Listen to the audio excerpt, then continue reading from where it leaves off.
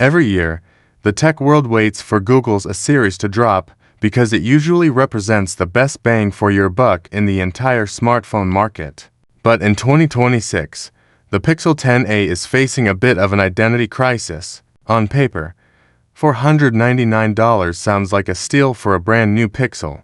But when you look under the hood, things get complicated. Google has taken a very different approach this time, opting to reuse the Tensor G4 chip from last year's flagships instead of giving it the shiny new 3nm Tensor G5 found in the standard Pixel 10. This decision creates a massive performance gap between the budget model and the flagship. While the Pixel 10 enjoys a significant leap in efficiency and power thanks to its move to TSMC manufacturing, the 10a essentially running on 2024 technology. In everyday use, scrolling through social media or answering emails, you might not feel a massive difference. However, if you're a power user or a gamer, the 10a is going to show its age much faster. It also misses out on the cutting-edge G5 exclusive AI features like Magic Q and high-end on-device translation that Google is pushing as the next big thing.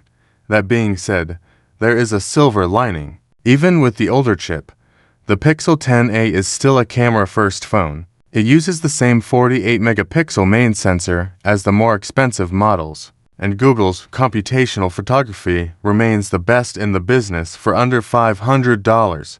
You're still getting those crisp, contrasty pixel look photos, night sight that puts other mid-rangers to shame, and new AI tools like Camera Coach and Auto Best Take.